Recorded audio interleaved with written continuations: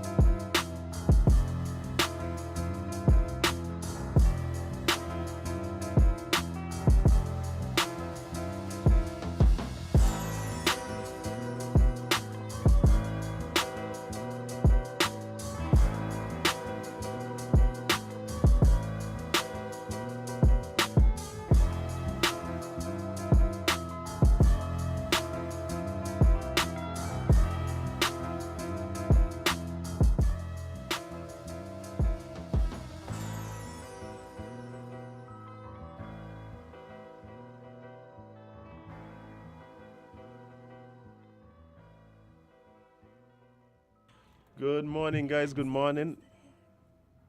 What? I'm going to say after. Good morning. Wow. Jade scared me just now, guys. Sorry, friend. Sorry about messing up the intro, but good morning, guys. We are here. We are live. It's Island Tea. Right here on Win Media SKN with your faves, Kevin, and as I'm featuring Jade, Gwen, Idita, CPL Martha, Stuart Johnson, who seems a bit perturbed. It's Thursday, and Jade, you have to, you can tell me what happening? Like, because it's like as soon as we went live, you just was like... Because the conversation we've been having... Oh, we've been having... Oh, okay. You know, sparking things in your mind. Yeah, and I just remember he said that too. Jade, I tell you, I could see the... I can't be the oracle. No, I don't believe it. No, it's just... I mean, you could be, but we don't know. Oh, maybe. Perhaps. If I were, I wouldn't say. You shouldn't say. Indeed. But So guys... Jesus? Okay. You gotta hush. Wow. But guys, as you could tell, we are already having fun for the morning. It's been an interesting 24 hours since we were here last. Indeed, and yeah, looking forward to just kind of having some conversation around what's been happening, what's been going on. Hopefully, you guys join the conversation both on the live and call in on the show this morning to enlighten us, as we can't have all the perspective. Of course not.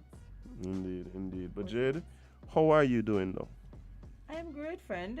I am energized. I finally got some sleep. Well, yesterday you came here and you were obviously sleep deprived. And yesterday you told me that you were going home and you were going to just pass out. I'm hoping That didn't happen. Oh, you see there? You see there? I knew it. I knew it. As I literally did work all day. I had 2 cups of coffee. Oh, okay. Yes. Double shot. I powered through, and then just as I was getting ready to leave the house for an engagement, I was told that my presence Was no longer required. And boy, I flew in my bed. Yeah. I ain't even argue. I was like, what? No. God bless you. God Hey. bless you. God knows what we need. Indeed. And He Indeed. is always on time. Indeed. He's Friend. always Amen. on time. Mhm. Amen. I'm doing well. I got home at... You look well. I got home at around 1 a.m., a little after 1. Sorry? Yeah, been working, been doing a lot. A lot of people might know that the new sanctuary up at Bones Avenue in the village, right in front of the Cotton Thomas Primary, is scheduled to be dedicated on Sunday. Oh, yes. So- Pastor Azam Bailey. Hey, you know my mother like that. You remember? I practiced it. You know my mother can like that, man. I am just practicing for now. But I mean, you probably got my mother there screaming hallelujah right now, man. Amen. But yeah, but we getting ready, so trying to play loose ends and thing, and preparing for what should be an amazing See, told you. morning, Weedy. Told you. Hey, let me tell you something. If it's one thing that I can depend on, is Witty's appreciation. Indeed. And I just want her to know publicly that it's definitely reciprocated. As it should be. I appreciate you, Witty. But like I was saying, so I was there last night when my brother was just there. What was doing, man? Yep. Your church have deacons? Yeah. Your brother is one? I mean, he positioned me here. Okay. He might just be a Bailey. For now. But yeah, so we just I was up late last night, but woke feeling okay. I had to wake up early this morning too, but I had an extra run this morning. After going to bed late, you woke up early. That's generally how it goes, You see how adults in here make no sense? But I don't understand how we just walk out that way. It always walk out that way, Jade. This is Whenever you ghetto, reach as late, in. is the next day you got to wake up early. Literally. You But just at always walk least out that way. you look refreshed. I am here. You made it here. I'm here. And there's no place I'd rather be than right here with you guys, the sippers. Island tea. That's it, boy. Oh, boy. Oh, yes. As yesterday was interesting indeed, boy. Yeah? You want to get ready to do it now? I mean, listen, we're not going to start about. So, the PLP party has officially launched its 2022 convention. They announced it yesterday evening. Yes, they had their press conference yesterday. I keep forgetting each party have to do this. Yeah. It's going to be a long year. It's a constitution thing. Yeah, man. But yeah, it's gonna be interesting. The date they announced, Jade, is when? Hold on. It's the convention itself? The convention itself. 26th of March. Okay, so that's not Sunday coming, that is the next one. Yes, and Okay. the 25th, I think.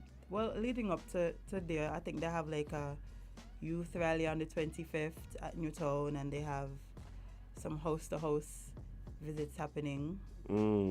Yes. Things are going. Things are going. So yeah, I might see all the reps. Yeah, PLP. Okay. So you got we have Pam, who was keeping the promise. We have Wait, hold on, let me look for it. we have Pam, who was keeping the promise. We have PLP, who is Hold on. what the slogan what theirs is? Wait. I remember it was exactly what I said it was going to be. I got to stop talking on the radio. You got people and think like I've got some inside information. Okay. What are you What was it? Hold on. It's something very similar to And it has something that like delivering for the people. delivering for the people. Yes. Exactly what I was gonna say working for you again, but they had to change it up. But Delivering for the people, indeed. oh, it's a Saturday. Yes. It's a Saturday. Okay. Thanks, Willie.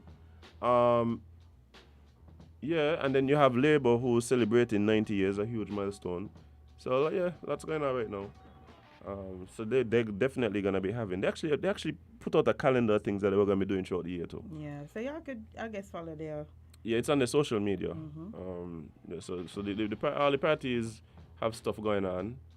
I only wish I could be involved. I know. Somehow. Somehow, some way. They would just listen to you.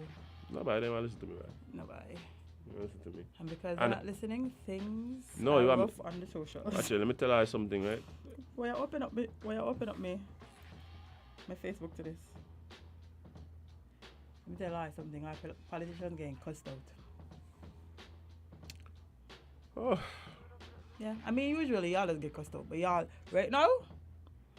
in the words of somebody who I think was important at one point in time, this too shall pass. This too shall pass. This too shall pass. Yes. Like, let me tell you something, right? Y'all think these things here gonna be so jiggy and smooth and thing with all these personalities and so going forward? Can be. Labour had the dose. I over there was laughing. You see where they flip now, they don't let you see what No, we flip. Who laughing. The problem for me is that I believe that when you really walk out to laugh last in all the situations, I'm the same person. I leave that for people to decide who it might be.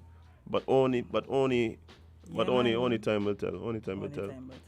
But yeah, Jade, you were speaking about some of this stuff that went on last night.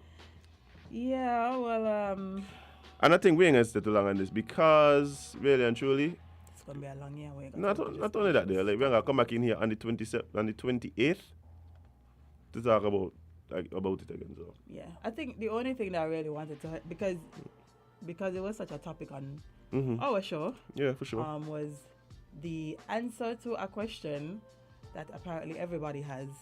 Not me, I mean, everybody, but you know. but the people that have been listening. Well, stop the background music. Let us. You don't want to hear it from me. And I won't tell you the same way. So let us. So that's one big clip from last night. Yes. Okay. Let us do that. Ready? Yeah, sure. Of pushing for a third term. I'm not sure why this is even in a conversation. We have just come out of an election. We are still working our way through the pandemic. And every person involved in decision making ought to be focused on one thing at this point in time: the future of our people, keeping them safe, keeping them strong, putting the country back to work again so our farmers can earn more, our fisher folks can live and feed their family. That is what our attention should be on. Elections are not due till 2025. I don't even know what will happen tomorrow, even tonight. And we are focused on a political agenda when the focus really should be on the people. And my view on that had been made abundantly clear time and time again. Time and time again. And I've never said anything contrary to what the statements I've made publicly. So there's no need for a conversation about third term. I have never spoken on a third term. There's no record anywhere about Timothy Harris speaking on a third term. I wonder if that's good enough for No, actually, you know what's funny? After that statement, right, I literally saw people say, well, he still didn't answer the question. Well, I'm like, Okay. y'all different. Okay. Let me explain something. Let me explain something. And again, I am just a regular smegular fellow who ain't got nothing to do with nobody and nothing, who just looking on and giving his view on what's happening, right? So, of course, I could be totally dead wrong, but hey, I'm here for it. As I've said before, Jade, when I hear people talk about the need for the Prime Minister to somehow chastise the people, whether privately or publicly, who are calling for him to serve a third term, it sounds insane to me. Why is that, friend? Why shouldn't you tell them, shut up? The stop calls for the third term, in my opinion, can stem from one particular place. The idea that they like what he's doing now and what he has done before. That's not Right? how it's supposed to be. Right. Now, let us say, my thing is, how is that conversation supposed to go? Shut up. Stop it. Here I am, the leader of the country.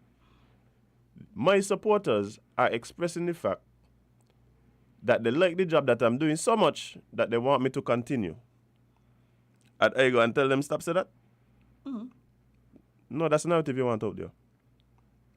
That's a narrative you want out there. You understand where I'm coming from? Mm-hmm. I don't think you go and ask your supporters to stop praising you. I don't know. That to me, that sounds insane. Now, what I would suggest also is that this would have been a perfect opportunity for other members of Unity to perhaps piggyback on what is being said. What I would have thought the response to those calls would have been, we hear the supporters of the Prime Minister praising the job that not only him, but his government, supported by us, have been doing. And we love the fact that you all recognize the great job that this Team Unity government has been doing. You want to wait speeches for... Hold on. Oh, the speech still... The speech ain't done yet, you Oh, know? go ahead. Proceed. We appreciate the fact that you recognize the great job that we have been doing. My government. Our government. And we're talking about this is coming from particularly the People's Action Movement, CCM. We also look forward to taking the country forward even past this term. And we are pleased to state that we have a candidate, we have a man here who is well positioned, poised, experienced, and ready to take up the mantle. And it is so. And we're also so pleased that the Prime Minister agrees with that sentiment. Ooh. That's all I have to say. That's all I have to say, Jade. Oh, y'all want him to third term? But yeah, y'all really like the job he's doing. But we got him man next and Tim agreed with us. That's all I have to say. That's all I have to say. But you want me to tell you what the problem is, Jade? Because I want to believe that the candidates in particular are smarter than me, you know. They're well more intelligent than me, you know. As in in politics. But you know who I believe allows their fanaticism to overshadow their intelligence? The people them around them. The people them around them. The people around them, Jay, this who got them looking crazy. Yeah, because that's what you really see on all of the... Like, you hear them the most. Stop watch the Facebook people. Watch you. You want me to tell you something? a lot of times, some of these politicians allow these fake pages to get them out here looking crazy, you know. We talked about the other day, where a politician went on Facebook Live, right, to combat things that were sent out in a WhatsApp messenger. That, for the most part, all the people I spoke to didn't even know existed. I was confused. I had not, up to now, means the WhatsApp. Neither me why. Up to now, means the WhatsApp. Stop, let these fake pages, these propagandists, rile up on you. Because you know why? Our supporters them on Facebook and they getting all thing, and then y'all feel the need to address it.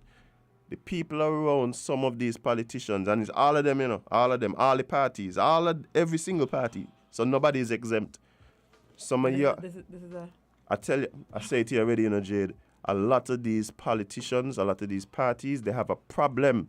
The problem is that they cannot balance loyalty and competence. That is the problem. They want all the people who, yeah. But sometimes you need some people who ain't even care if you win or not. True. Yeah, that is true. Somebody said to tell you that everybody knows that the third term originated right on PLP convention last year, and he never said anything. That is the best place for it. As a matter of fact, I hope he was the one to tell us it. Why would I not want that narrative out there? It only cements the job that I'm doing now. Why would I not want that narrative out there? Yeah, it gets okay, crazy when they It say, don't only bring them back. Don't bring them It back. sounds crazy. It will sound crazy. Oh, you see, my mind different now. Because to me, it would be funny if his supporters wasn't saying come back. True. It would sound funny. Like that to me sounds insane. Yeah, because they're gonna be like, so why is he in power? If y'all don't even want him. If y'all don't even why want would him we come want back, why would anybody want? Like, to me, it's insane that people think like that narrative shouldn't exist. Yeah, that's crazy. You should, as a matter of fact, you should have expected that narrative and already know how to piggyback on it. Bye. I don't understand. Like, I don't understand. Like, why? Like, I don't understand how you want somebody to go who is in politics and the people who are praising them, the job that they're doing, you know, go and tell them, hey, stop saying that there. Stop saying that there, no, man. Why are you doing? Why making me look bad in front of my friends? No, y'all making me look good. But hey, again, it's perspective. Yeah. It's perspective. No, I get what you're saying, man. And I A feel lot, like a lot of the things that are going on to me it boggles my mind when I hear people. They had another thing going on. Oh, Tim walking in all the constituencies. Oh my God, why aren't you? yeah, I feel like as a politician, you're supposed Stop to be all over. parcel up the country. It gives you leverage. Is it that you think that you don't have supporters in some of these constituencies? Is it that you think that you don't have supporters in St. Paul's and Newton and Sadlers? Is it that you think that they don't exist? They stop existing when somebody else wins. You should be working as if you are a party, you should be working to represent persons regardless of where they're from. You need to have a presence in every single community that is active. When time come for election to put an X, yeah, we could say this is where the X going and that is where the X going. You understand where I'm coming from? But you need everybody. But you should be actively working all in between the election, in every single constituency, regardless of how daunting the task may look. It don't matter if you got one family down there who been with us since such and such and such and such time before Bradshaw. You understand where I'm coming from? Some of these things to me, it just seems insane to me. I don't understand some of these arguments. Maybe because we're not like in politics, like we able to look at certain things. Maybe we're just wrong. You know, I could just be wrong. Maybe I could just be wrong. But y'all out here sounding insane. To me. Somebody started calling into the phone. Good morning, caller. You're live at Island T. Good morning, Asim. How you doing? Good Good to- morning, Jade. Good Morning. morning. I wanted to chime in.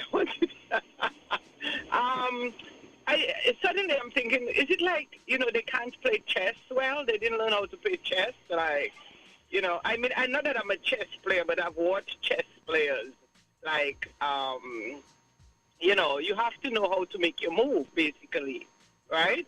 And some of the moves that's being made, you show in your hand in a way that's just not, it seems to have backfired because so many people are now looking at what happened on Sunday as not being in the best interest of those who went on like that. You know what I mean? So it's really very sad. I mean, now the people who are being targeted, those that they were spewing at, have time to strategize, right? And what is going to happen? I mean, I'm just like you. I'm wondering. I was talking to someone last night. Why are they focusing so much on the third term when we are only at about 2 years, just short of 2 years since the last election? And they said the concern is that they have not brought the the legislation to the table. So remember, even though we say in 2 terms, unless it is legislated, then there's nothing wrong with being there a third term. But how does a third term happen? We have to vote. There's the Labour Party. There's all of this. The Labour Party is still a force. And all of the other parties, you have no idea what is going to happen. PLP could decide they're running someone in every constituency. There's so much that could happen in 3 years. So I think it was such a jumping of the gun that it's just put us in this. Now you can, if you have to run a poll right now, you can see that, people are really upset a lot of people are upset about what happened on Sunday. That's my take. I totally understand you, Carl. I totally understand. Thanks for your contribution. Okay. Listen. And somebody saying it said you are promoting a utopia, you don't have the details. 2 things, right? We're not, I don't know what you think that, but we're not, that's not what we're saying at all. Also, y'all keep talking about we don't have the details. Why the details not being put No, out? because that happens in their meetings. Yeah, but then y'all putting out a narrative and then not giving details to back this narrative so people can just think whatever they want to think. Yeah. How is it I'm going to think that, this government is working so good, yet every time I listen, everybody seems like they're arguing. That's not going to encourage me to be like, yeah, this is the government I want back, because not only that, Jay, that's not what... We could be wrong. I mean... we could just be wrong. Good morning, caller. You're live on Island T. What's up? Yes, hello, good morning. Morning. For a man on the ground and on the street, right? Is the street really say, the one this man for the told me, because they say we transform the place and transform the people throughout the peace program, etc., the roofing, you know what I mean? So people just feel the energy of the Prime Minister and decide, well, they want to work with him for a total, and they just get out there. And then the other party, them gravitate to it and say what they have to say on Sunday. But ain't really them, ain't really, even if Tim says so, Tim ain't gonna say still, because it's we, the people them on the street saying, we want the man for a total, because we love how the country running. Okay. Yeah. So don't care what gone, it's the voters them, is who gonna predict this thing here. And to me, how the street running now, a lot of people, if you go to the hood them and see what's going on, a lot of people for the Prime Minister right now, yeah. People know how they live in. Which everything ain't perfect, but if you talk to people, you can hear the sentiments of people. That's all I got to say for now, yeah? Appreciate it, boss. Appreciate it. Thanks for your call. And that's another point, That's an excellent point. The people is who decide. Why everybody I keep talking disagree, though. You In, know, in regards to specifically the third term thing. no, I'm talking about Who wins the next yeah, election? like Okay. it's people. The politicians don't just get up and decide. Yeah, I doing this again. It's not their choice. It's our choice. So who you supposed to be focused on? The fact that somebody might get a third term, or the people who telling y'all, okay, this is the issues. This is what we want to deal with. People want y'all to listen, but you don't feel like anybody listening. It feels like people fighting to become prime minister when we literally just started a new term. As much as that might not be what they want, I think you have to be mindful of how what you say is interpreted, right? Even if you believe it's been misinterpreted, you can't not acknowledge how it's been interpreted by persons listening. I believe that we're at a point now where,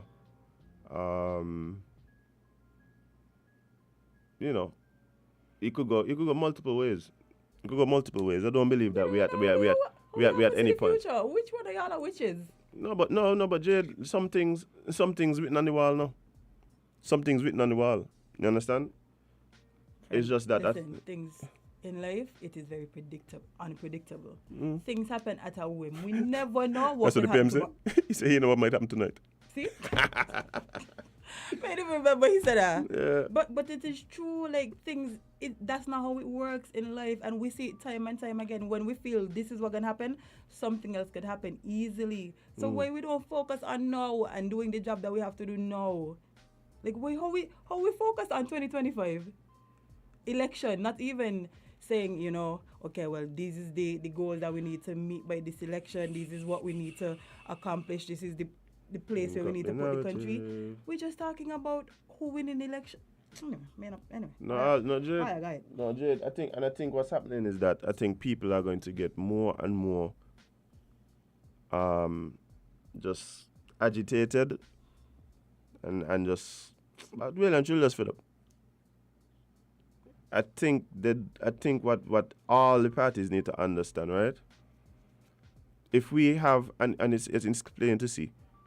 It's plain to see that whether or not the intention was to have it seem as though there's talks about who's going to be the next PM and all that, that is how it's been interpreted. That is the talk on the street. That is what people are taking away from these conversations, right? But you think after a while, people who ain't in those positions, who got real problems and real things going on and looking for solutions for what's going on in their life, ain't gonna get fed up about people who they perceive to be better off than them going back and forth about these types of topics. People ain't get fed up, yeah? We literally just come out we're never out.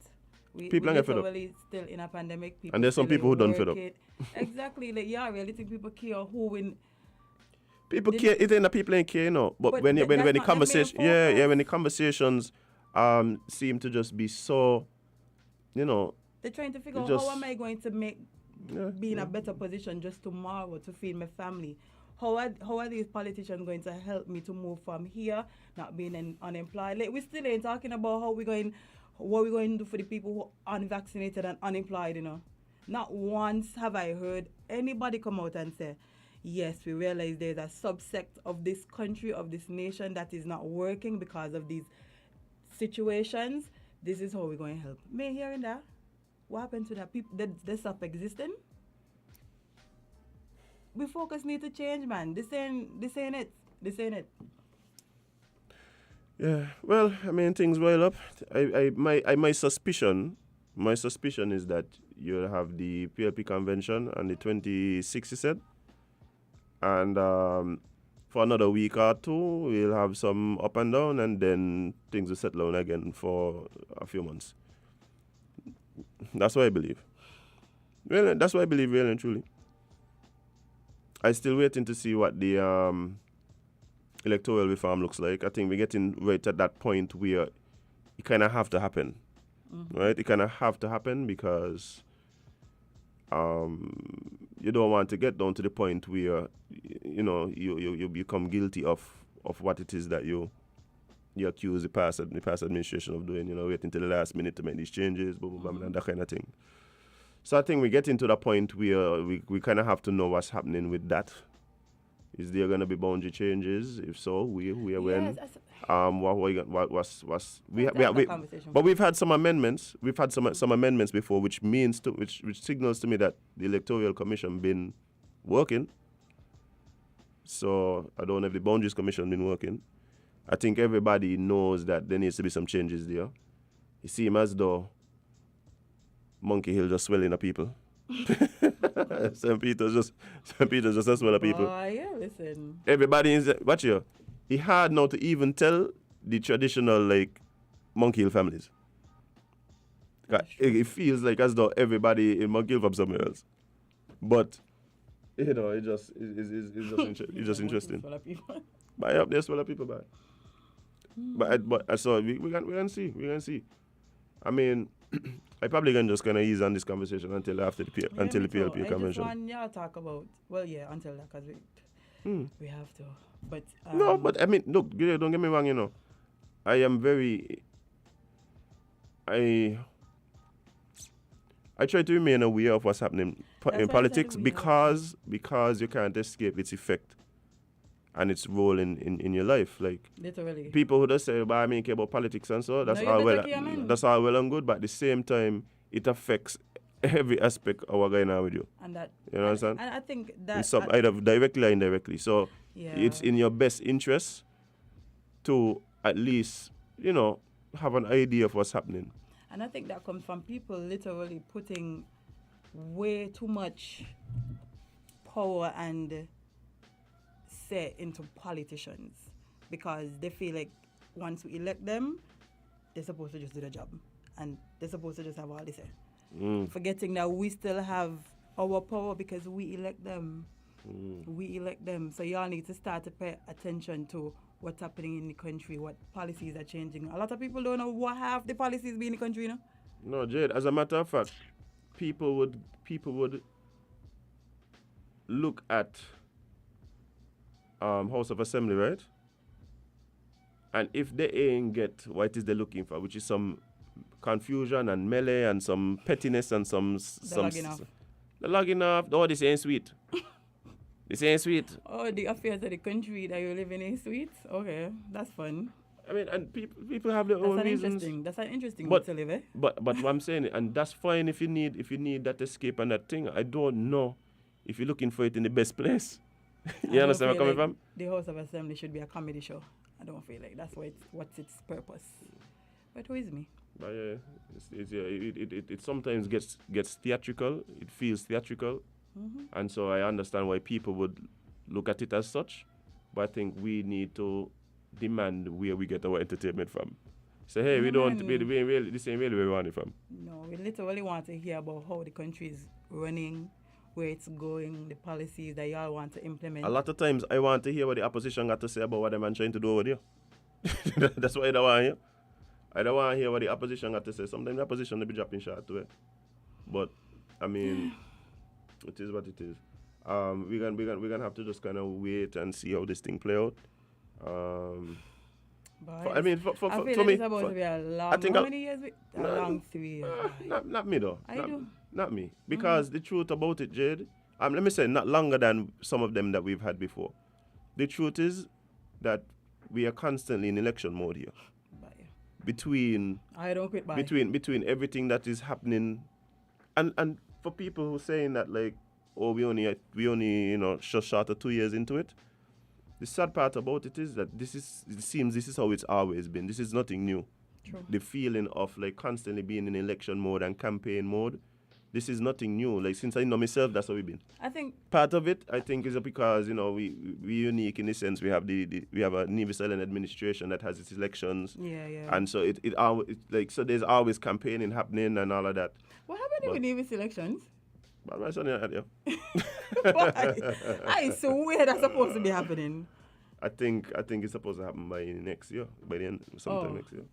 Okay, but yeah, I think that the only reason I realize in this campaign thing is because I actually have to pay attention to elections now, and all the things that happen in the country, the politicians, all of these things. When you was younger, I wasn't really paying attention to it like that. We live in but I think election mode. The bases are getting younger and younger, and the people who paying attention now, the age is shifting. Because, you know, back then you used to feel like only the older people care about election and politics, but now it feels like the younger base. I think it's always been a base. I just think that there's a generational shift, right? And so the persons that we call in older persons now were once young, and they were once the persons who, you know, gave the energy to the parties and the politicians. They were right there just where we are. I just think that, and I mean, I say we, I'm even talking about our age. I think even younger than us, Jade. But them youngsters different, yeah. Them youngsters different. Yes. Them youngsters Yeah, different. better stop sleeping on these young people. But they're different, and I ain't talking about people my age. I talking about you see them 21-year-olds and 22-year-olds. Them they're different, Jade. They're different. And that's who y'all need to talk to. And I think that there has to be a recognition of those shifts, right? And if you are trying to get support from persons in those age ranges, if you don't recognize those shifts, then support won't be coming. That is a fact. Let's take some calls here because, you know, it's the favorite topic. Good morning, caller 11 LNT. What's up? Good morning. One of the things we have to remember is that this thing didn't just start. Okay, and for the Prime Minister to be addressing this as if it just did, I think is disingenuous. Because to not be very clear, lucidly clear, as people would say, about intentions for a third term. You're not clear? And dismiss dismiss it. Listen to how he dismissed it. He has made pronouncements on it before. That's essentially what he said, you know. But which pronouncements are he referring to? Because he's made pronouncements, for instance, that, well, basically saying Sean is not ready yet. He has to give him more work, get more work for him to do, maybe different portfolios, etc., to get him prepared. Right? There are many pronouncements that he has made. Okay, and we know the style of the Prime Minister. If it's one thing he does, is emphasize and re-emphasize the points that he wants to get over. And the mere fact that he was so subtle and used so many nuances and was basically dismissive, I think, tells it all. Right? Not a soul could say they were clear about his intentions last time, especially since he gave justification for encroaching on other constituencies that apparently the understanding was he would not do. Okay? So the walk does not match the talk. And so, of course, people like Premier Brantley and Mr. Richards would be concerned about what his intentions are, because they can't just sit by and let him undermine their parties and their chances in government. Right? They had to do something. Okay, and I find that, I listened to Premier Brantley's program last night, and he took issue with the press conference because, for one thing, it gave the impression that I think a reporter asked whether or not the issues of Nevis was brought to the resource sharing, the CBI sharing with Nevis was brought to cabinet. And he said no. And that left the impression that these matters never came up, when in fact, Mr. Brantley was outraged, and correctly so, because he said he can bring files to show that he has raised these issues with the Prime Minister all the time. It doesn't have to be in cabinet. Right? So there's that, everybody seems to be jockeying for position, and one cannot expect the other parties to just sit by and watch the Prime Minister take the high ground when there's none to be taken, right? Like I said, this thing didn't just start. And he may not have been advocating directly a third term, but I maintain he allows his surrogates to do so, right? With the intention, remember this is politics, with the intention that come 2025 or whenever, all the people in the other parties will decide, well, we have no alternative but to give him a third term. They don't want to get in that position, obviously. Okay, so they're making moves now to forestall it. And the final thing is, nowhere in that press conference did he mention things like trust and promise. Okay?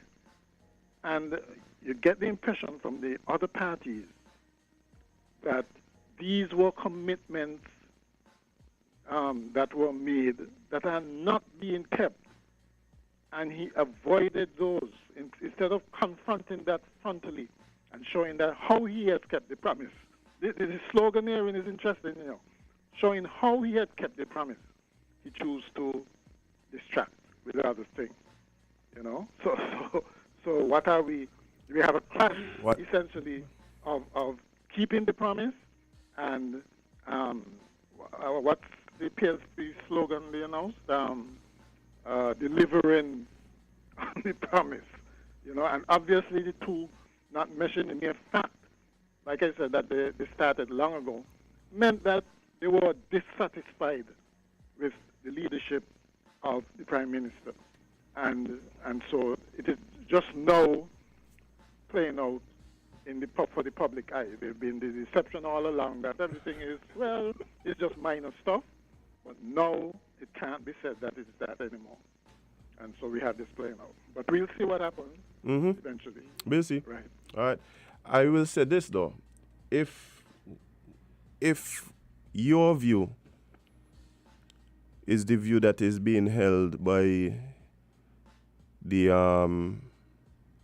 other members of Team Unity, my impression is that all you're saying working good for Team, yeah. And that's the thing that amazing me. Like, it's not that I don't understand the views of like the college just now, It's just like I believe that it seems so outside of what I am seeing. Like I don't know. It's just like it's just like such a different view to what I'm seeing. For all the reasons I explained earlier. So I'm going back over that.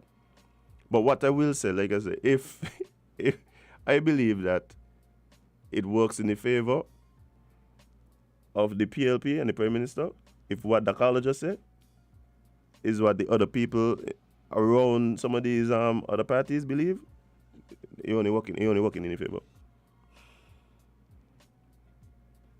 So if you want to continue down the road, my suggestion is go ahead. We'll see we end.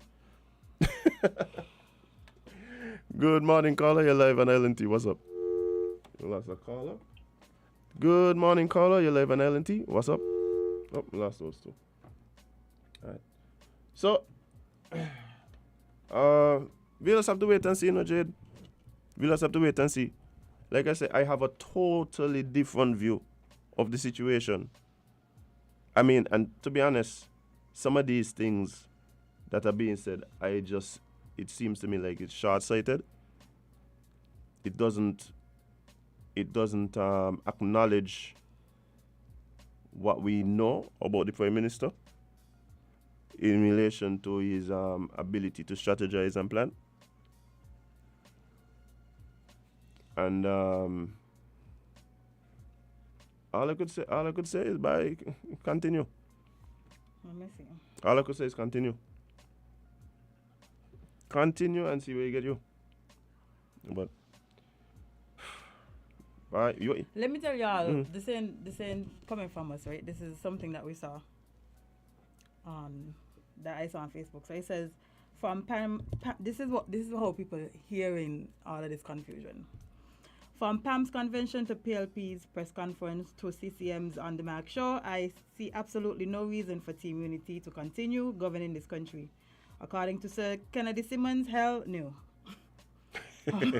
How can cabinet function properly and be working in the best interest of the people when 3 leaders of Team Unity are publicly engaging in a fight and are leveling accusations of greed and dishonesty to each other? This is the first government that I know of that has its own opposition in cabinet. This is the time when government and opposition should be working together to deal with the pandemic and potential world war. But instead, we have a government being their own opposition. Listen, whether it's Labour government, whether it's PAM government, whether it's PLP government, or whether it's another coalition, so be it. But this present unity government cannot be good for this country. We need and deserve a government that's going to work as one, not what we have right now. The people deserve better. The Governor General should be visited today. Let me tell you something, right, Jade? Let me say it. No, I understand. Okay. Them things are cool. Like, let me ask you a question. Do you believe that we'll see government dissolving anytime soon? Doubt it. Do you believe that the next election we'll go into the next election and there won't be a coalition? As it's presently constitution. Doubt it again. So me understand. I hear people talk about emotional confidence. My opinion, it's not gonna happen. That's not happening. I hear people talking about and you know, call fresh elections. You know what's funny? I don't think that's happening either. Definitely. One of the ministers actually said it, and while they were giving a speech, they said we couldn't do it without each other. He literally said 2 + 4 + 6. That's what he said. 2 + 4 I can't go. 2 + 4 + 6. Basically, what he was saying is all of us need each other to have this government, to have this unity government that we have currently. He said it. So why is it this whole thing keeps does not it just to me again it does not seem, and let me tell you something, right? At some point the supporters of the different parties are going to have to stop and say, but wait there, why am I agreeing with the supporter of that party that I not only wants the worst for us? I think at that point you really need to reassess. Sometimes when you end up agreeing with the person who you know wants the worst for you, maybe you need to reevaluate your position. That's all I can say. Well, I think it's time for a break because me and I'm about to talk politics all morning. Nope. And we have some guests that should be joining us. Oh, yeah. So, let's move right along. Somebody said, tell you to take off your shades. They're his glasses. He can't see without them, actually. Gotcha. Oh, boy. But guys, we're going to take a short break and be right back with more Island Tea right here on Win Media SKN. Stick and stay.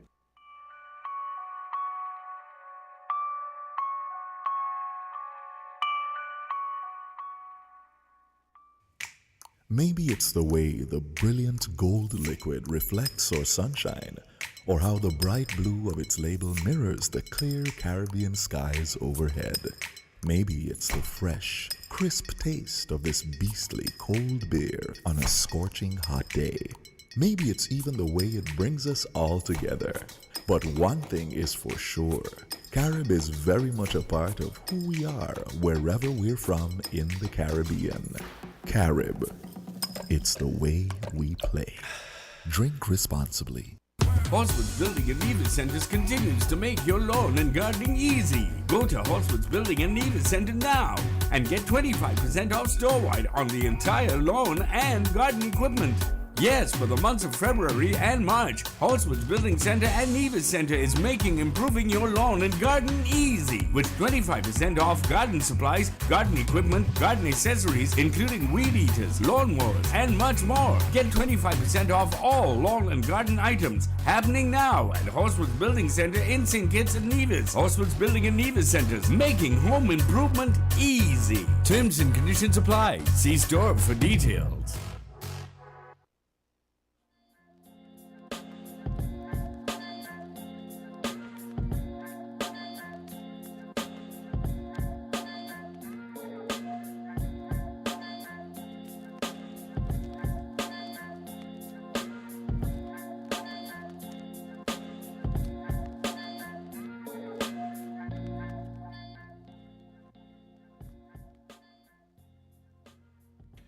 Good morning, guys, and welcome back to Island Tea, right here on Win Media SKN, with your faves coming on as them featuring the lovely Jade Johnson.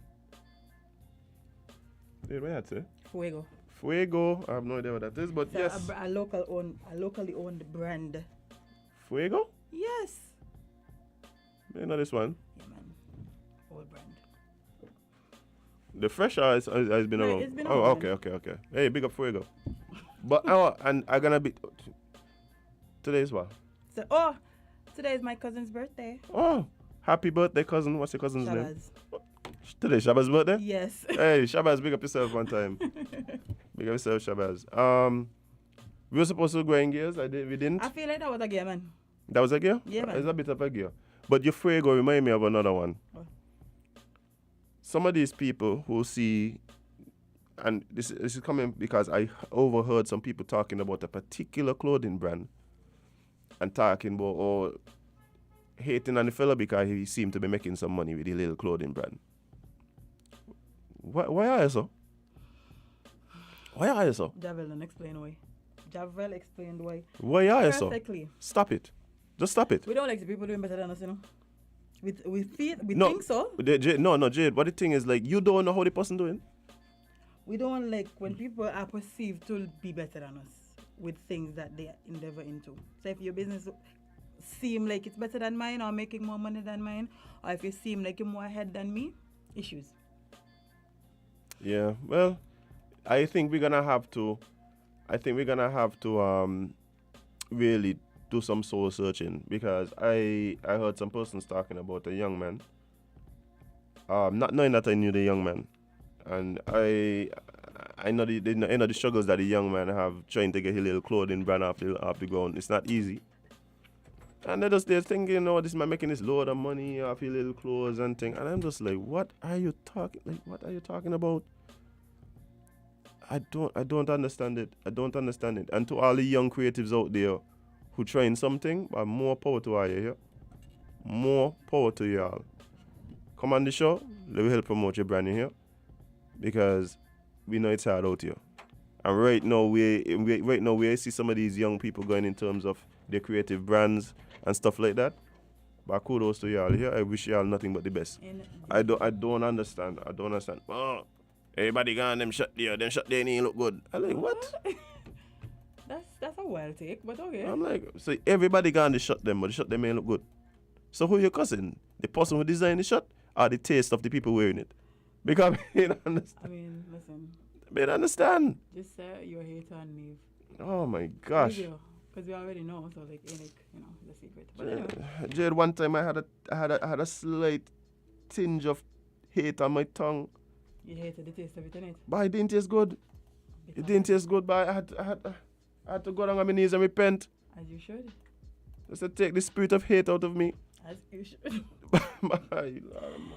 Yes, but Jade, yes, we have some guests, as we mentioned earlier. Love it. Friends of the show from the Ministry of Tourism. They're here to talk to us about some information, some things happening down there. So let's jump right into that. Good morning. Good morning, guys. Could you pull your mics a bit closer to you, please? Awesome. Good morning. How are you guys doing? Good morning. Good. All right, you guys ready to jump right into it? We think so. All right, awesome. We'll try. So, tell the people who you guys are, and let's talk about what's happening with tourism? Good morning. I'm Daniel Taylor Williams. I am the Assistant Permanent Secretary at the Ministry of Tourism, and I'm also the Ministry's Sustainable Tourism Focal Point. Awesome. Kenny Manning, Sustainable Tourism Coordinator. I work along with Ms. Williams in the Ministry of Tourism and the STC, Sustainable Destination Council, the St. Kitts Sustainable Destination Council. All right. Well, you guys will be here before speaking about this very same initiative and section of our tourism. And so the fact that you guys are back with us, I know you guys have some updates about things that are happening. So what's happening? We have several things happening. What?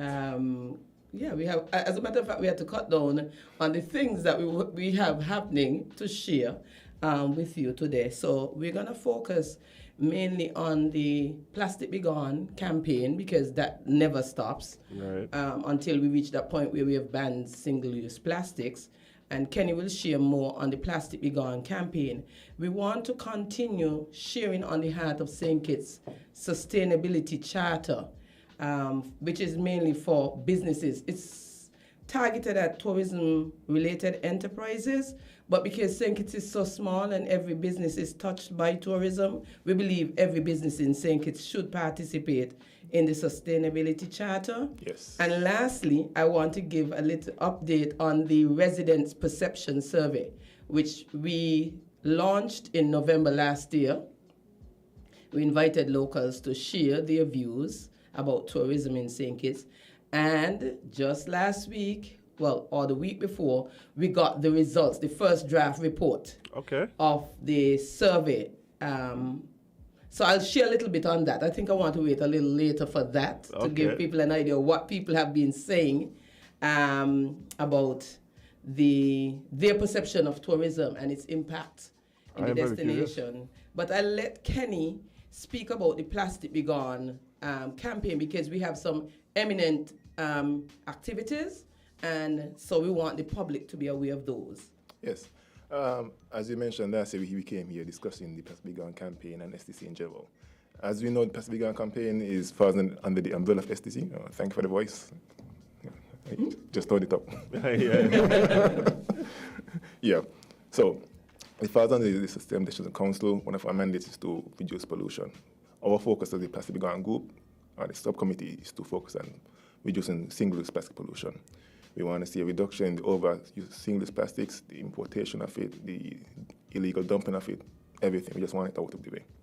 To that extent, and to promote that initiative, that idea, we've been partnering with different entities, such as the environment, who's the one who's responsible for the plastic ban. And this year we partnered with even more entities, such as CYEN, Ministry of Education, the Youth Corps volunteers, to plan even some private entities have come on board.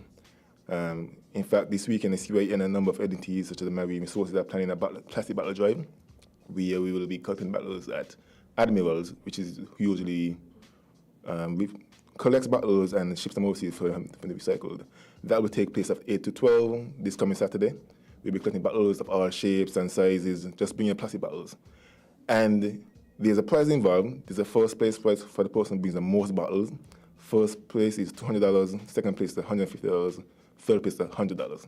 So just imagine you're collecting garbage. I mean, it's garbage. Yeah, it's garbage. Really, you're collecting garbage and you're just passing it on to someone, and you get $200 just for doing that as a good citizen. And you're saving your environment and making money at the same time. Okay. So just repeat that for persons, this initiative. Yes. Because when people hear about making money. Yeah. Saying the plastic bottle drive this weekend, this Saturday, 8 to 12. Drop off your bottles at Admirals, and that's at the old sugar factory, the exact street. The old sugar factory. Yes. Everybody know the factory. Yeah. We hope. Yes. So we'll be collecting the bottles, tallying them, and we'll also collecting data, because we need to be more data-driven in St. Kitts, because decisions are often made, I wouldn't say on a whim, but anecdotally, we don't have enough data to compare over the years. That's what we're trying to do here in Plastic Be Gone. Correct. So you can see, well, this year, after this campaign, there's a reduction in the number of plastics in this community, that community, and we can look at it. Why has not there been a reduction in this particular community? Right. So that's what we're looking to do this weekend. Guys, watch it. Let me tell you what to do here. Go around, pick up all the plastic bottles, clean up the place. Go over to the beaches. Go to wherever you find them. Take them up to Admiral on the weekend. That's all I got to do. Yeah. Simple that. You make $20 easy. And on top of that, you clean up your environment. Exactly. Which is most important. Win, win, win all around. Yes. And we're going to be, and as I said, we have a number of things lined up for the next couple of weeks. On the 26th of March, there's going to be a coastal cleanup. 15 beaches around the entire island. I'm sure you can find a beach that's close to you. The farm is already being circulated in social media, via WhatsApp. You can go to our page, the SEC. We have Instagram, Facebook. You can find it. LinkedIn, yeah. And 26th of March, the collection the starting points are the Pelican Mall, those who need transportation, Pelican Mall and the Cable Building. So you go in, you find the farm, you sign up which beach you need, and then you come to the particular designated spot, and we will take you there and take you back. Okay, so everything provided. Imagine that. That's all right. Jade, we got to figure out what beach you're going to. Exactly. I mean, if you want to stay there and have a swim, I mean, you're free to do so. And that's the time to go swim, guy clean. Exactly. That's perfect time. Yeah. Exactly. And finally, and again, we took it. We're going to take it a bit further. We're going to have now a repurposing contest. We partner with the Backyard Gardening Group. They have a very large online following on Facebook. We're going to encourage persons to use everyday bottles, especially plastic bottles and other plastics. It doesn't have the plastic bottles. To repurpose them to be used in your garden. I think just yesterday, a lady that was telling us about a story where this lady is using plastic bottles to save water to use in her garden, in the sense that she'd made a trench, a little pit, lined it. But once the sun comes out, especially in the hot months, it gets evaporated very quickly. Right. She then covered the pond with plastic bottles. Oh, wow. To slow down evaporation. Yeah. Wow. Yep. Yeah. So you can be repurposing the plastic. So yes, it's inevitable that we find plastics, because plastics. I remember we got a picture of a plastic bottle that was found on a beach. Not a bottle. It was a Yoplait yogurt cup. And when they checked it, it had on the Olympic rings. And the year when they checked it was, I think, 1974 Olympics or 76, one of those years when they had the Olympics. But it was found on a beach in between 2010 2015. So that's how long it lasts. They're made to last. That's the reason why plastic became such a catch. Right. It was made to last. But if you're going to be using it for one time, you're defeating the purpose for why plastic was created. Right, exactly. Right? So that is why. So we're saying, since it's already in our environment, why not let's use it for something else? Yeah, repurpose it. Yeah. And I said, as we all know, food prices are climbing. So I mean, if you can use what you already have to save some money and make some money, why not? Indeed. Because and you can even Google and find different tips and tricks on how to use plastic. Because even I was looking at a video last week where you can, something you have a nice fruit tree in your yard, you want another one. Mm-hmm. Yeah, I mean, you know how to you can't go away from the seed because you grafted. You do make a cutting from it. You make a slip. A slip, but you could use the plastic. Actually, follow the procedure. You skim the back and all that. You put the plastic back on with the potting soil and whatever. Like in a month or two, the things are going. Wow. Yeah. Yeah. So I mean, I think what you're saying is so important. The fact that we have to recognize that it's not just about just throwing it in the garbage somewhere. No. Sometimes we have to find new uses for some of the things that we accumulate, and yeah, there's a lot of opportunity for that. A lot of opportunity. And of course, there are gonna be prizes. I don't have the details for the prizes yet, but they'll be forthcoming very soon. We're in discussion. We want to make sure it's something that people can appreciate and put to use. Awesome. And the collection point will be the CYEN office. That's West Independence Square Street next to the National Bank parking lot. Yeah. Oh, okay. Yes. So deadline for submission would be the 31st of March, and then judging will be the winners will announce like 2 weeks later, the 14th of April. Okay. So you still got some time. I mean, Google something, look up at something on YouTube, get it together, make a little change. And a little kitchen twist to it, because we don't want everything posted. Yes. For sure. Yes. Kitchen's creative, man. I think they're going to be able to. Yeah. Yep. That's what we want to see. And then it's something that's replicable. So you do it and we can share it. And so others can look at it. People like me trying to have a little garden, I might get an idea. Where you going in your garden? Besides weeds? No, yesterday 2 days ago, I actually picked an eggplant. Okay. So I'm feeling really good. Okay, Yes. hey, and let me tell you, that feeling of picking stuff Yes. out of your own garden is priceless. Awesome. Yeah. Yes. I tell you, that's pluggers for her. That's real pluggers. Oh, man.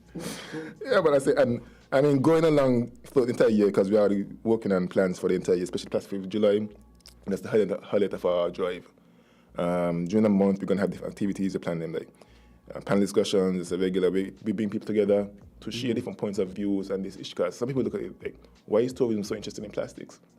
But the thing is that, as she said, Miss Moon, Diana said, what I said Miss Moon? As she said, every business, every entity is affected by tourism, and tourism affects it. So we want to get people, look, you having so much plastic waste is affecting the tourism product. Tourism product is also producing plastic waste. It's affecting your product, your lifestyle. Right. We bring different persons together to get their perspective on it, and we come and we measure our ideas, and the public better understand. Look, this is not just an individual problem. It's not for the tourists. It's our problem. It's everyone's problem. It's everywhere. And if we get this thing going, it's going to be to everyone's benefit. So, right. Yeah. For sure. Definitely. Well, I mean, there is so much initiatives, and like you said, I could tell just from what you said on the end there that there's so much more in store. Yes. From you guys. I look forward to even hearing more about that. But you will speak, I think you want to speak now about the... Heart of St. Kitts? Yeah. Okay. So we have Heart of St. Kitts. Heart of St. Kitts is made up of two components. The foundation, where we fundraise for community projects. That is on a pause at the moment. While we're not collecting coin, we are collecting in-kind contributions. So we always partner with activities like the beach cleanup. So we bring volunteers to the beach cleanups, and we also, that's in-time contributions, and we have in-kind contribution, because when we have these beach cleanups, we don't just ask people to come, give their time, and don't give them a little refreshment. So we invite businesses to contribute to the refreshments that are distributed at this event. So we are the channel through which these things happen, right? Okay. And you have the in time. And also, Kenny would have forgotten, when we have beach cleanups, it's not just come and pick up garbage. Before there's an education and awareness component, we don't do anything without that. We get people to understand why we are doing what we are doing. So it's the same with the charter. We have two components. We have the foundation. We're trying to raise funds, and already we've had people writing to us asking about funds. The thing is, if nobody's contributing, we can't have funds to give. Right? We have to have first people giving. And it was a mechanism created because when they did the assessment of St. Kitts, one of the shortcomings they found was we didn't have any mechanism in place for visitors to give back to our destination. And I know a perfect example of that, because many years ago, somebody called from the Marriott. The Marriott was interested in assisting with the fountain. They wanted to know who they should talk to. Tourism said it wasn't them. Environment said it wasn't them. National Trust said it wasn't them. And somebody said, oh, maybe it's agriculture, because there's a guy who works in here from agriculture. Agriculture said, no, we're only responsible for keeping it clean. Parks and Beaches said, we're only responsible for keeping it clean. After a while, the people at the Marriott got frustrated, and we never got the funds. Right? And that's not the only example. We have people who come in large groups, they want to give back to the destination, but they don't know who to talk to. Right. So we, recognizing that shortcoming when we did our assessment as a sustainable destination, decided we would create a foundation. We looked at other examples around the world close to us. We didn't have very many very close to us in the Caribbean. So we looked at other examples like in Vail, Colorado, and in Oregon. And we created a foundation, and that is our intent, to have fundraising, and we are able to give back in the form of grants for community projects. We also have the second part, which is the sustainability charter. And this is where we give businesses the opportunity to tell their sustainability story. Go along with us on your journey, your sustainability journey. And what we do is we invite businesses to sign on to the charter. We have certain best practices that we've put into 3 categories: operational management, natural resource management, and community participation. Under these 3 themes or categories, we have some sub-themes. So we have things like water conservation, energy conservation under the natural resource management. Under community participation, we want to know if these businesses are giving back to the community in which they exist. And sometimes it could be just as small as the community in which you exist, the settlement or the village or town in which you exist, or community as in the whole of St. Kitts, right? Because that becomes your community. And under operational management, we have things like making sure you have a business plan. How do you engage your staff on sustainability best practices? So the last time I mentioned those things, that's the broad overview of it. But what I wanted to share is that for this year, my update is on the adopters. So for our early adopters of the for the charter, which was relaunched last year after being originally launched in 2016, we have 6 businesses: Untitled Creations, Blue Water Safaris, Creative Cultured Creations or 3Cs, St. Kitts Eco Park, Digital Print Plus, and Prestige Destination Services Limited. And this is a diverse group. We have tour operators, we have craft makers, we have Digital Print Plus, you know, they do, they print things. We have a tour company, have a restaurant. Most recently, as in this year, we've had 3 businesses come on board. We have Riches of the Earth Organic Farm, and they do tours. We have Timothy Beach Resort, which is our first hotel signatory, and we have St. Kitts Scenic Railway.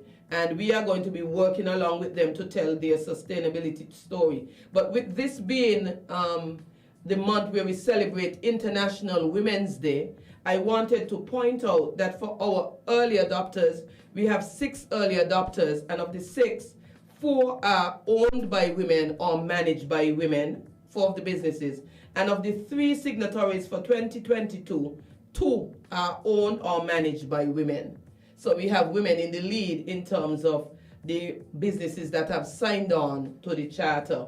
The other thing I wanted to share is that on the 3 categories, the top criteria that have been chosen by our businesses on the natural resource management. 1 is waste management. So people recognize waste management as a major issue. So they're looking at waste management. And 2, energy conservation is the second highest chosen criteria. For community participation, people are choosing Sustainable St. Kitts projects as the #1 activity in which they wish to participate. And second is local history and culture.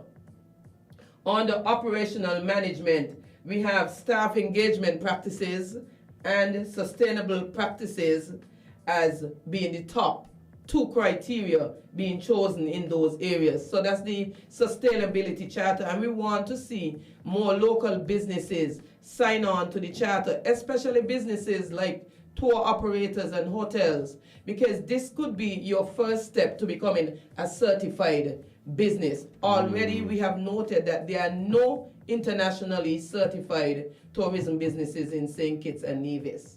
Oh, wow. So we don't have any, well, you talk about 5-star, well, we don't even really do 5-star in St. Kitts. You have 5 diamonds and 4 diamonds, but in terms of global certification as a sustainable business, we don't have any. We don't have any Green Globe businesses in St. Kitts. We don't have any tour operators that are Green Globe certified either. So what we are saying, those things usually cost for you to participate. So we have created this as a stepping stone for businesses who want to go on to do that, so you don't have to take all in one mouthful. This is a small bite. We invite people to do it over a 3-year period. You start out in your first year, you choose 2 criteria under each. Then the next year, you move to another 2 under each. And then the 3rd year, you would have gotten to all 18 of them. So you don't have to do all at once, which is what would be the case if you were going to be in an internationally certification program. Right. Right. So this is our way. And the thing about it is, At the moment, it is still free. We don't know if it will always be free. Okay. So people should sign on now. Jump on it early. Exactly, to be a part of it, and we are there to provide guidance to you. That's one of the benefits. We promote your business on our website.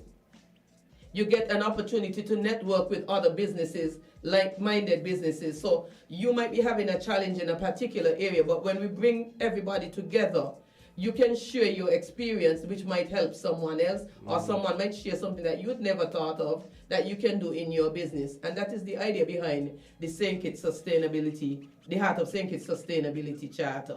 And so, Kenny, go ahead. I was thinking you should also mention that more and more tourists are looking for those kind of businesses. So much so that Google has now have an option where you can register your businesses as a sustainability practicing business. Okay. So it actually stands out on Google. And what's the other one? The Association of British Tour Operators, they're now saying that over 60% of their visitors, the people who want to travel, are demanding sustainable tourism businesses. The US also had a similar survey, and the finding was pretty much the same. More and more people, especially after the pandemic, are demanding to know that the businesses that they stay at are practicing sustainability. And for us, sometimes we confuse sustainability with just environmental sustainability. That's not all they're looking for. You have to have the environmental situation dealt with, but they're asking, how are you giving back to your community? Yes. What is your corporate social responsibility? They look for those things before making a decision as to where they will stay, what tours they will take. The cruise lines are also demanding that the tour operators have sustainability practices. And the good thing for us, one of the good things for us with the Sustainability Charter, the same person who works with the company we work with internationally, who created the Sustainability Charter, or we did the Sustainability Charter for us, he is actually one of the persons who was engaged by one of our largest cruise lines to create their sustainability criteria for their certification program. Okay. So it matches. Right. He has made sure that it can be integrated. It meshes with what the cruise lines are demanding. Right. We are asking for people to practice. Right. So we are fortunate to have had the input of somebody at that level in helping us create the Sustainability Charter. So it's not a little pamby-namby thing, as we say locally. Nah, we are man. on the world stage. We're playing with the big boys. Yeah, but international standards checked. Above and beyond. Right, exactly. Right. So that is where we're at. We are calling on persons to sign in. They can always call at the Ministry of Tourism if they want more details on how they can participate in the charter. And we provide a marketing toolkit. I mean, this toolkit is so extensive. It goes right down to giving you a template of a press release. We have created graphics. All you have to do is put in your name and your picture, and you share that. All the details. Yeah.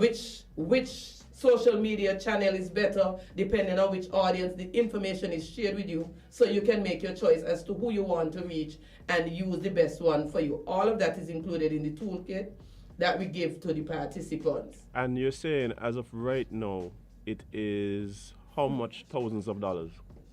FREE. That's a player. Free.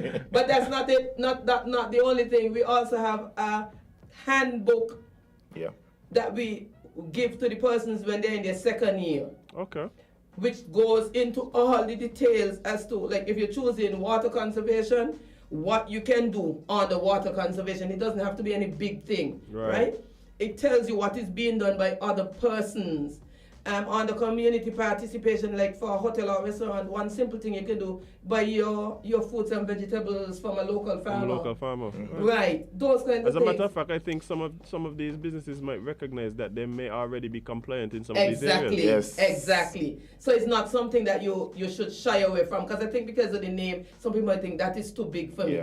Very simple things. Water conservation. Yesterday we were laughing and talking about things like that. Simple things like, okay, you have a small guest house and you already have your bathroom sets and so on, your toilets.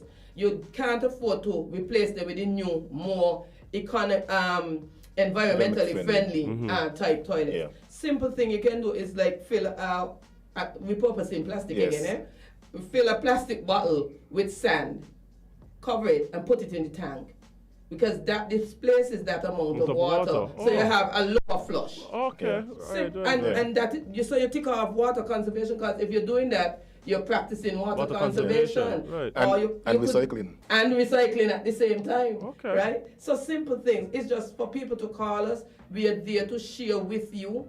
And we have the benefit, if it's beyond us, our scope, we have the benefit of our international sustainability partners to put us in the direction of where we can get an example to suit the type of business right. that the person has, and give them examples of what is being done internationally or regionally. So you don't feel alone, like they're asking me to do all this, nobody else does do this, right? It's being done. We are being held up as exemplars Okay.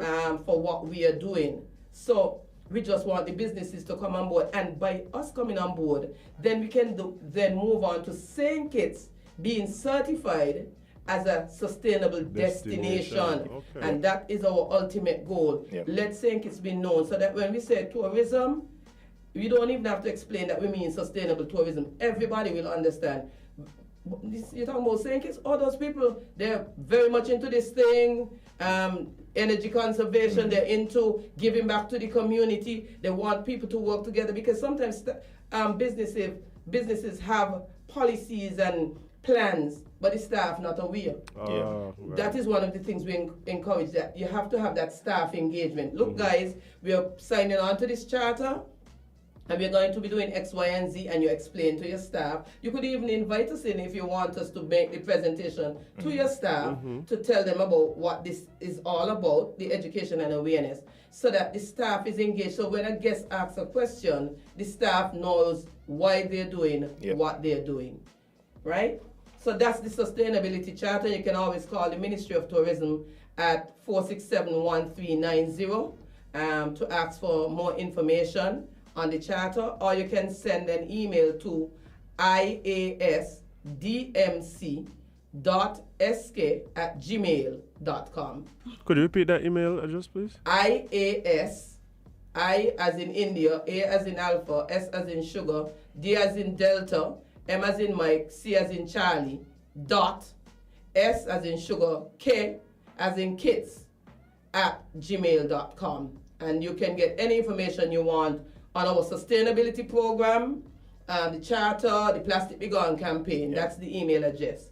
The other thing that I wanted to speak to you about was the survey. Yes. The resident perception survey. And this is Good this I know. This survey is something that is not being done regionally. What we tend to do more in tourism is to survey visitors. Yeah. Okay. Yeah, so we have this survey that we did. We're one of the first in the region to ever do it, where we survey the residents to hear their views, because sustainable tourism asks you to put residents first. So if you say you're doing sustainable tourism, you have to be thinking residents. And in doing this survey, we are taking an inclusive consultative approach to tourism development and planning in our destination. We wanted to be able to capture local voices, ideas, suggestions, and concerns. And for us, this is especially critical as we intensify our efforts to take tourism to communities. We're doing more community-based tourism, and especially focused on the rural areas, right? We promote our own culture and Right. more. So it serves as a guide for us in the ministry in terms of our planning. When we are coming up with training programs, we are able to meet the needs, because we understand where the gaps are. And also when we are doing our education and awareness programs. So those are the main things that the survey focuses on.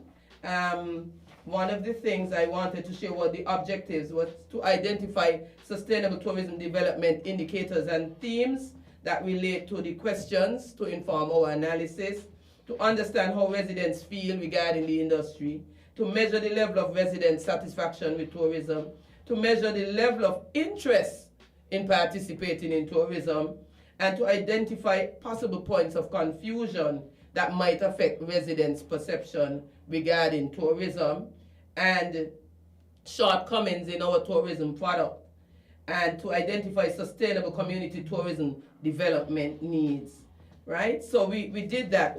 One of the interesting things that we found was that of the 610 respondents that we had this year, we had 60% were female, 40% male.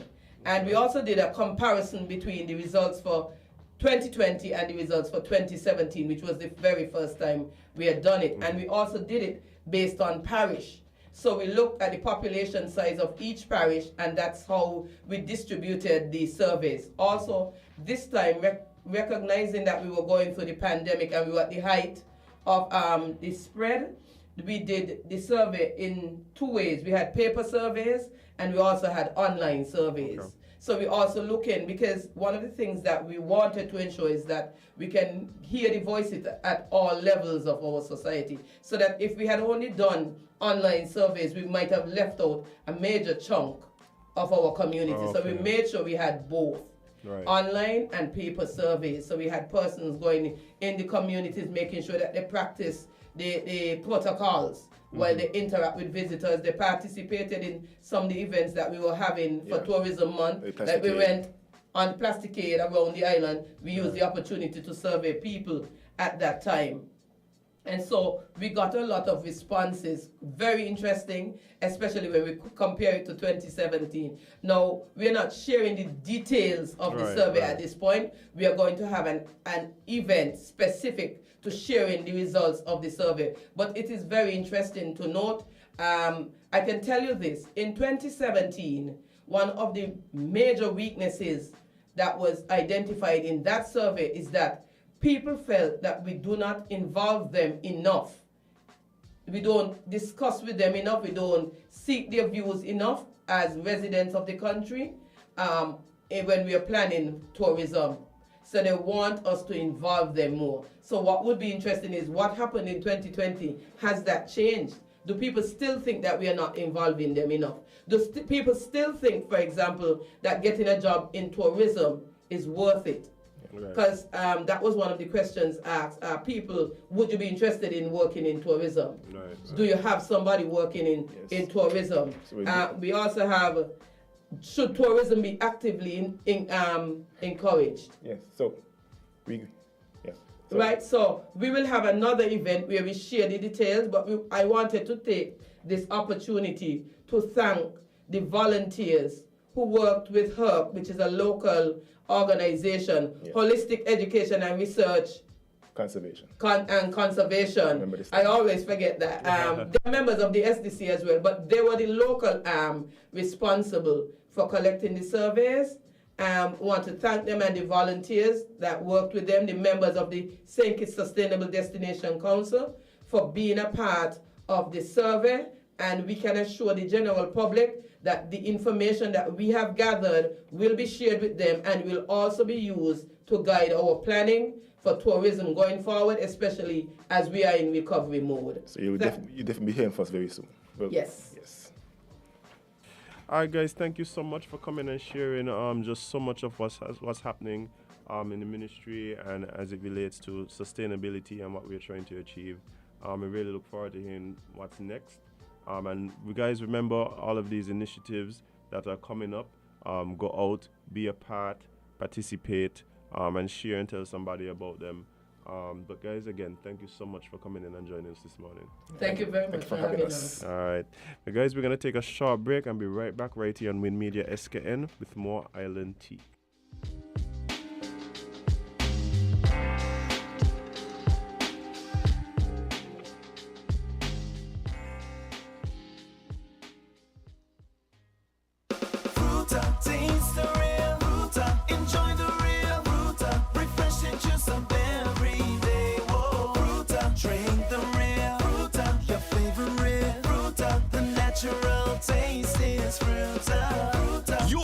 Fruit has got a new skin with real juice within. Drink the real Fruta. Enjoy the real joy. Taste the real Fruta. Enjoy the real Fruta. Refreshing juice of every day is Fruta. Fruta, juiced right.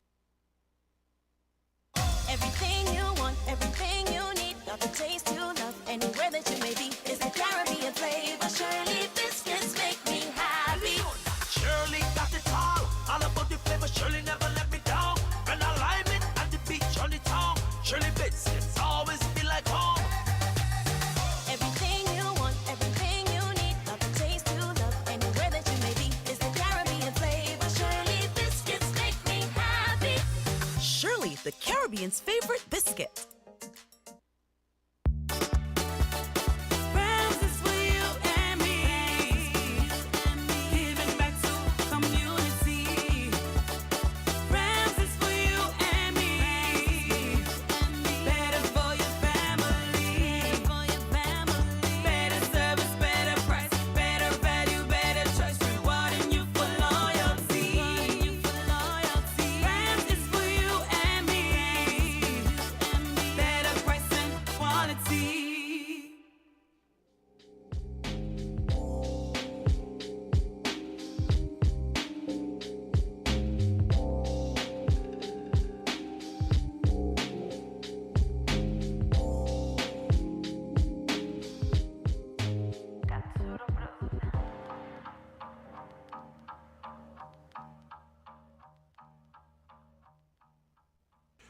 Welcome back to Island Tea, guys. Right here on Media SKN, and we have a very special guest in the studio with us today for a very special interview.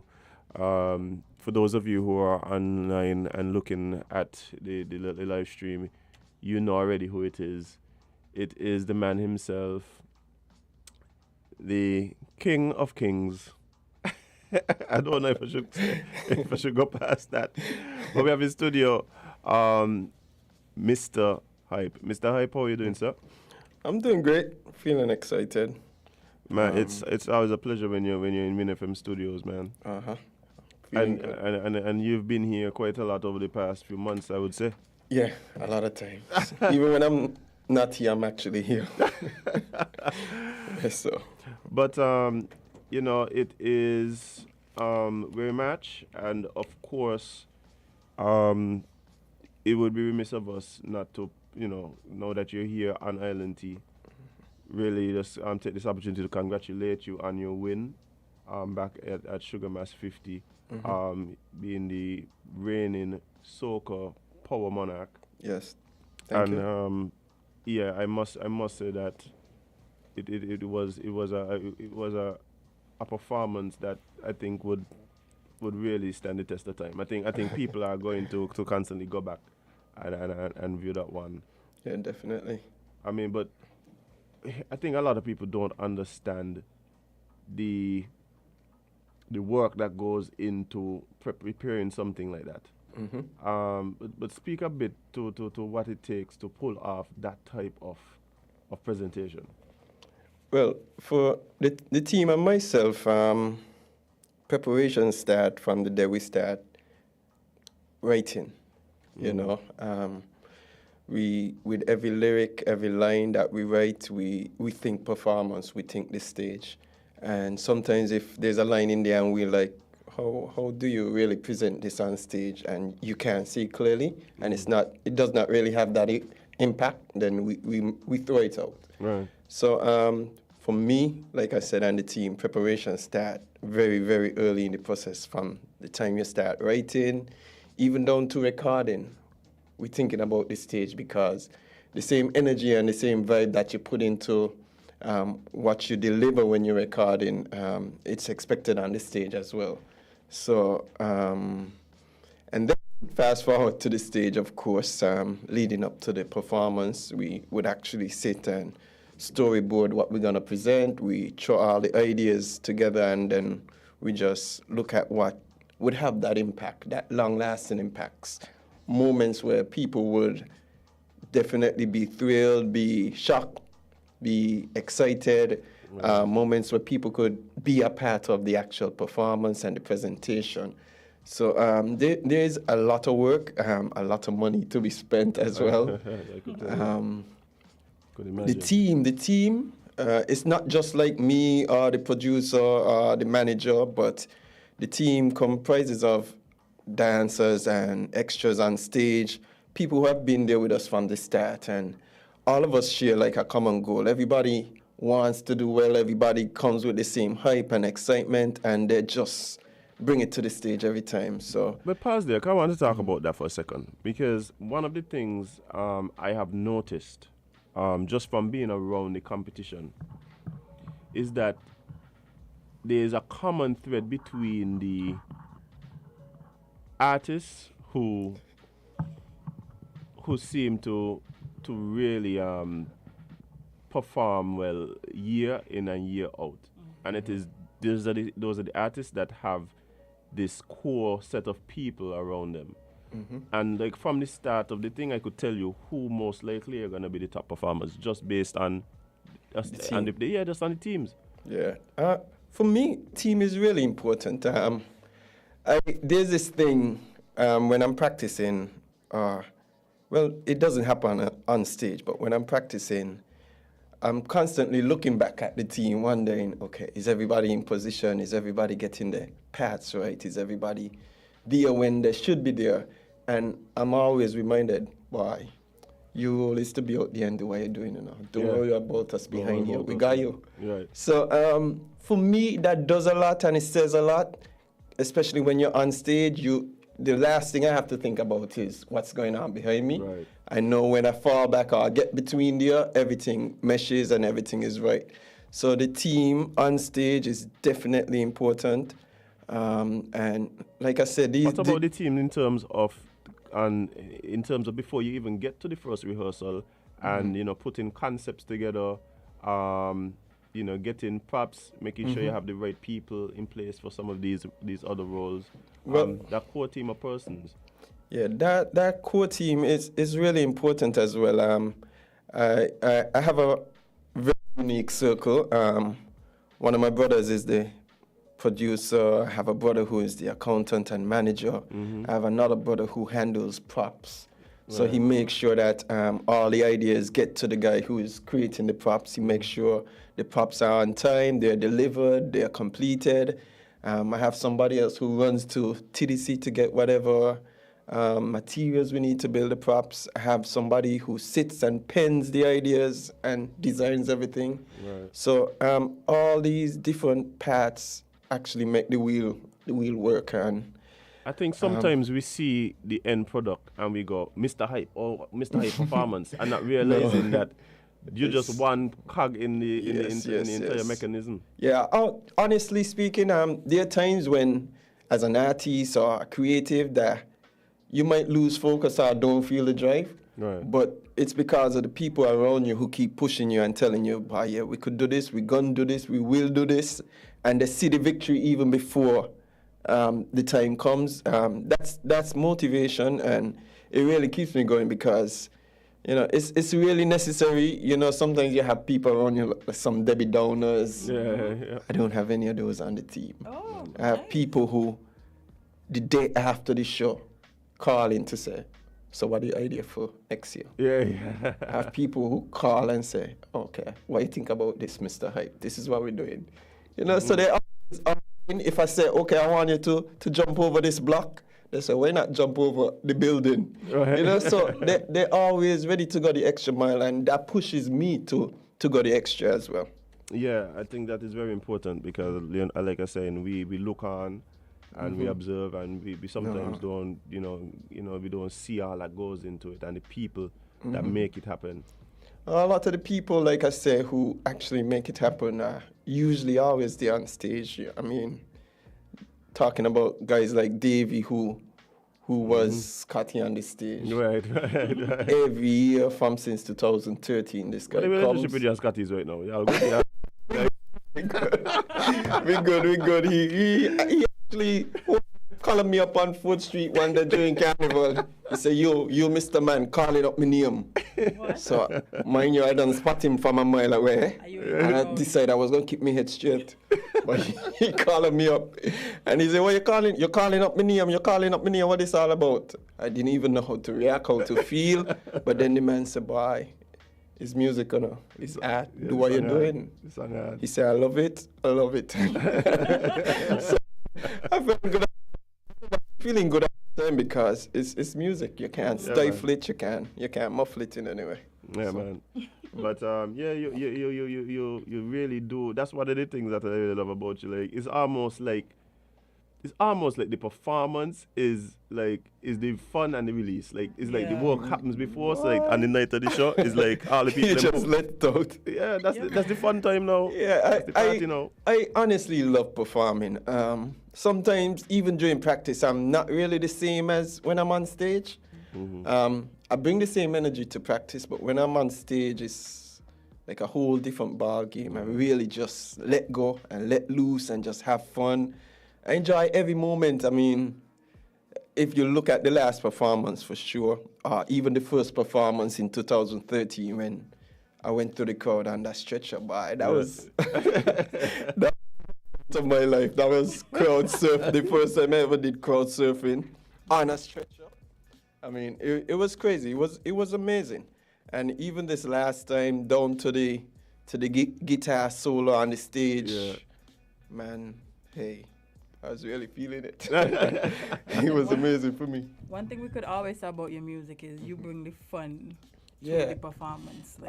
I think, and for me, I think that's what music is supposed to be like. We had enough time to be serious throughout the year, and Carnival. I tell somebody, the world need another love song. Yeah? No. The world need another love song. You see what that got us? So sometimes it's good to release, and it's it's funny. A lot of people might not subscribe to that style, but oftentimes I'm walking and person say, "Is Mr. Hype?" I say, "Yeah." I wonder what this guy know, and they say, "Boy, my little daughter, but she love that song, you know." Let me tell you something. That's where I was going next, you know. Yeah. We have somebody on the live who is expressing their total love for you and what you do. With heart eyes. Heart eyes and things. Oh wow. Mr. Hype. But that what you just said right there is where I was actually planning to take you next, because I recognize that you are one of the more recognizable artists. Soca artists in the federation, particularly among young children. And what is that like, knowing that that is the reality, that so much little children just seem to really just love Mr. Hype? For me, initially it was a big shocker for me because the whole Mr. Hype thing came out of a bet between me and my brother. I was pushed and bet that, hey, you couldn't do this. You can't win Soca Monarch. And then to see where it came from to what it transformed into, it blows my mind sometimes when I'm walking and little children running up to me, Mr. Hype, Mr. Hype. Or sometimes the mother would say, City man dear, you're always talking about, and I'm like, what? Some of these children got down to a science. They got the suspenders, they got the Mr. Hype shades. Yeah, I have seen a mufti where a child went as Mr. Hype. Yeah. So for me, it's a huge load to carry, but it's not a burden. I'm honored. I'm forever humbled by it because I do what I do because I love it. And to see that other persons as small as 2-year-old, 1-year-old, 3-year-olds appreciate it, that means the world to me. And it's what really drives me and keeps me going. There are a lot of persons who might not like your cup of tea per se. Right. But everybody cup of tea, you know. Yeah. But the ones, if it's 1 out of 1,000,000 that loves it or appreciates it, that means the world to me. That's enough for me to keep going and keep bringing the hype. Yeah, I could imagine. I could only imagine how that feels. But sometimes I get scared because I could remember the first song that I did, Walk It. There were a lot of articles written about the appropriateness of the song or the video. Really? And yeah, I remember that one. That's a big thing. I think that's what pushed it because a lot of persons then went to look for the video and see what everybody talking about. Yeah. And then so like every time I hear parents say or somebody say, "Boy, is your name Mr. Hype?" I keep wondering which road this gonna go down. Yeah, you know. You need to start saying depends on what you're about. But then, majority of the time, like 99.9% of the time is something positive and uplifting. It's support, yeah.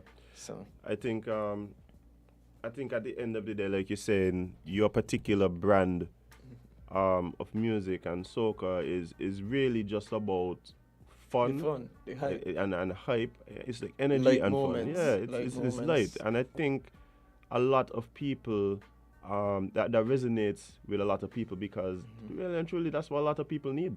Yep. At the it's end of the true. day, that's what a lot of people just need. Well, I like to share this. I can remember, I think it was early January. I was walking down 4th Street and this lady passed me. She's a senior accountant, a very serious lady, always well dressed, always well tucked in and on her way. And she stopped me. I'm like, what this about now? And she said, boy, I just want to say thank you for December, you know. I had a really rough year and a really rough December trying to finish some accounts. And she said, just hearing your music every day on the radio lightened that load for the day every day for me. She said it was so good that she actually went and looked for the music on YouTube so that when the radio station wasn't playing it, she could just press play and just have a light moment in the office. She said it was really getting to her, and she says that music, the soca music, Mr. Hype, the bubble and the marry you and all that stuff is actually what helped her through. And I was shocked. I was really, really shocked that even down to the accountant, you know, can relate and can release because of the music that we're producing. Yeah, and sometimes you don't recognize the responsibility that on your shoulders when you get involved in certain things. Yeah, that's true. And you only recognize after the job is done, and people Yeah, you know, meet you. Yeah, respond. People respond and then I got so many names. Man, just name Mr. Hype and name Bubble and name Walk It and name Chuck something. Every song you create. Your name. Yeah. people give you a name. I mean, I went to there's this Jamaican that does barbecue to the bottom of the movies. Yeah. And I go there all the time, and you know, I just buy whatever I buy and I go home.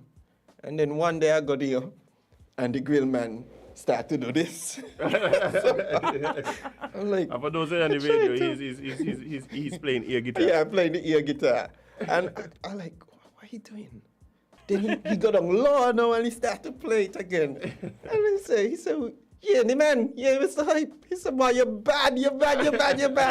Right? And it's just astonishing for me that even he paying attention. It impacted him. Because you go to the grill, he don't even talk. Right. That's true. just tell you spicy or no spicy, and then you go on. So it's amazing, and it really is a huge responsibility to, keep bringing the hype, keep bringing the fun, because it's what people look forward to every year. Yeah, and I think, and you talk about bringing the hype and bringing the fun. Is there any plans to seek opportunities to bring that same fun and that same hype to stages outside the St. Kitts, maybe regional competitions or anything like that? Yes, definitely. I have a number of projects that I'm currently working on, and it's not just gonna be local, but regional, and we're gonna see how far it goes. There's some other opportunities and talks in the works about performances in the UK. There's St. Kitts group in the UK that looks for talent and different people here to perform during different events outside there. So definitely, I did a competition already in Montserrat. It was a regional soca competition. I placed second runner-up, and so I'm open, and I'm just right now just waiting for the right moment to make those moves. So the door is definitely not closed to anything outside of St. Kitts Nevis. Well, I'm telling you that I believe that the opportunity will present itself, and I have no question that you would make the best of it definitely. When those opportunities arise. Yeah, definitely. What? I wonder if you had anything to say. Oh, well, I just wanted to tell the people where they could follow his journey, because I realized that, time is fast spent. So tell them where they could follow Mr. Hype. I'm on Instagram, Mr. Hype. That's the handle, Mr. Hype. I wonder what else it could have been. Definitely how you came up with that name, sir? I know. For your Instagram. I know. Oh, it really took a lot of time and focus. And there's a lot of science. Yeah. And I'm also on Facebook. I'm not Hard to find. Definitely not hard to find. Even when you're not looking, you're gonna see. What about your music? Where they could follow that? The music, not on all the streaming platforms, but definitely on YouTube. We have some music on iTunes as well, and well, that's about it that I can remember right now. All right, we go YouTube and go watch it. Hey, and those videos that you're talking about still exist. Yeah, they're still there. Yeah, and yeah, of course we're gonna have to go. We're gonna have to wrap it up. And thank you so much for coming, Mr. Hype. As usual, it's always a pleasure when we link up and we talk. But I just have one more question. The significance of the chickens, so I for years I have been wondering, this man, like, there's always a foul on stage. Is there some significance? That's his mascot. Well, I don't understand. Either real foul or mascot foul, but there will be a foul on stage if Mr. Hype is performing. Can somebody please explain to me what going on? We realized from the get-go that that it was always an element of surprise when that chicken walk out on the stage. And no matter how many times we present him, like you saw the grill man. Probably. No matter how many times we present that chicken, it's the same impact and even greater. So every time we work on the production or the final piece, we always find a way to incorporate him because he's a part of the family just like everybody else from the start. So and I don't know, people love that. People love the humor. People love the unexpected. So the chicken. Trust me, we don't. You might need to get KFC sponsorship. Something I don't know why Gillies or somebody in the sponsor. Somebody to run with this.